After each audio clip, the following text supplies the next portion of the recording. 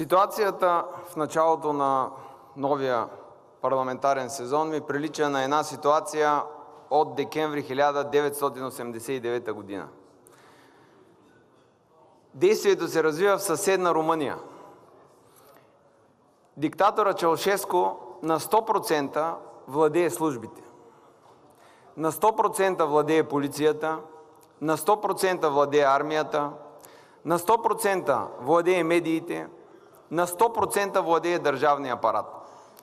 Има една система, която е смазана от много години, от хора, които дълги години са свикнали да управляват, да мачкат, да потискат хората, и този човек няма вяра, че нещо може да се промени. Той вярва, че някой, за да го победи, трябва да има по-силни служби, по-силна полиция, трябва да има по-силна медия.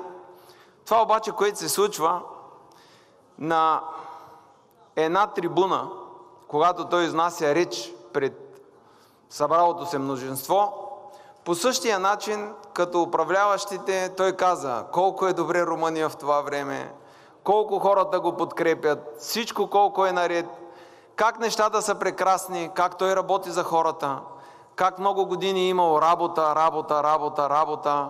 Това обаче, което каза тълпата, всички го знаем. То беше различно и неговата участ беше трагична. Ситуацията в България е абсолютно същата в момента. Медиите, ако ги слушаме, всичко е перфектно, излизат едни хора, казват от една страна, че всъщност не може да овладеем цените от предстоящото влизане на еврото, защото България едва 15% от продукцията, телешкото, производството на телешко си го задоволяваме с собствено производство. Едва 37% от потреблението на свинско си го задоволяваме с собствено производство и едва 15% от зеленчуците ги произвеждаме в България. В същия момент, докато го казва отговорният човек и казва всъщност ние не може да контролираме, защото всичко е внос, се заповядва избиването на 40 000 овце и кози в един район, който после разбираме, че ще се строи завод за барут. В същия момент излиза един депутат в една сформирана комисия, за да замаже очите на плевенчани, които завиждат на руснаците, защото имат външни тоалетни, понеже когато няма вода, миризмата от непуснатата тоалетна е убийствена в целия град.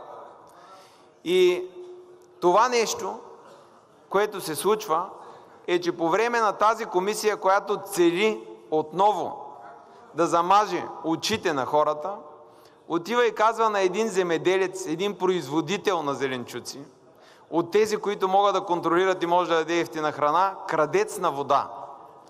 Крадец на вода от река Дунав, която заминава, влиза в Черно море, но там са унищожени хиляди работни места, там няма проблем. Те са от българин, те са от неудобен човек, но ние ще създадем 1000 в Сопот, Рейнметал ще инвестира.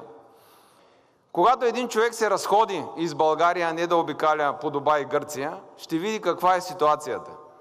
Хората са в предреволюционна обстановка, както са били в Румъния 1989 година.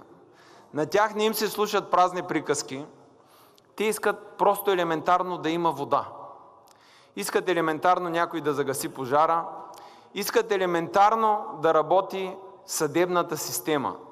Те искат, когато има решение на съда, полицията и властта да ги изпълни, а не да каже и какво ще направиш. Не да живеем по време на диктатура, 21 век, да излезем да кажем, че ние сме държава, член на Европейския съюз, да дойде Урсула фон дер Лайен и да каже, че ние изпълняваме всички критерии за влизане в еврозоната, че нашите институции работят и са решили в България да направят инвестиция, при положение, че тук цари страшно своеволие, страшен тоталитаризъм от страна на няколко човека, които са се взели за господари на страната, само защото държат част от службите, част от полицията и част от администрацията. Казвам част, защото голяма част от хората не искат да се примирят с това нещо, което се случва, и са готови по всякакъв начин да съдействат.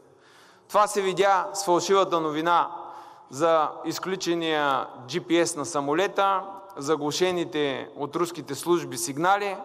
хора от летището казаха каква е истината. Опадък. Насякъде опадък в България. И то катастрофален опадък. Какво се случва обаче в този момент? Пазара винаги показва на предприемачите какво трябва да направят и това, което видях в интернет, е, че една фирма за недвижими имоти е отворила, взела е лиценз за търговия с недвижими имоти в Дубай. Защото казва, поне в Дубай в пустинята има вода. И тя е на 3 лева кубика, а не на 6, както в България. Това са започнали да правят свободните предприемачи, за да избягат по някакъв начин от ограбването, което има в България и да почват да преселват българите в пустинята, може би още 40 години трябва да обикалят, за да забравят какво се случва, като евреите преди години и чак тогава да се върнат в обетованата земя. Това, което ще направим ние от партия Величие, няма да говорим политически слова, как ще бъдем културни хора, които да се грижим как да се приемат закони. Защо да се приемат закони, като те не се изпълняват? В България не работи разделението на властите. Защо Народното събрание да приеми закон, след като съда ще даде постановление и изпълнителната власт няма да се съобрази с него? Какви закони правите? Какво се случва? Защо се опитвате да кажете на хората неща, които са очеизвадни? Те знаят, че тук в тази зала са се събрали хора, които нямат качествата на сериала "Дързост и красота", но вече последните 15-16 години правят много скъпо платено шоу, без да има наистина такава добра актьорска игра. Това, което ние ще направим, няма да участваме в този цирк. Тотално сме за разпадане на това нелегитимно Народно събрание. Правилно казаха, то е нелегитимно, избрано сред най-фалшифицираните избори в България. И това правителство, всяко решение, което взема, също е нелегитимно и единствено води до унищожение на българския народ. За да определя в какво положение е България, понеже аз съм от Горна Оряховица, има една легенда, когато Велико Търново е паднало под османска власт, че Иван Шишман е забил една факла и е казал, когато тази факла стане дърво, тогава България отново ще е свободна. Това, което видях на идване вчера насам, минах през Арбанаси и видях склоновете на Арбанаси оглозгани, пусти, с отсечени дървета. Аз не виждам някога там отново да се засадят дървета. Видях една пустиня, видях едно гробище. И дано няма отново 500 години да чакаме една факла да стане дърво, за да може да видим отново България в вида, в който я познаваме. Дано хората наистина се събудят и направят това, което направиха в Румъния.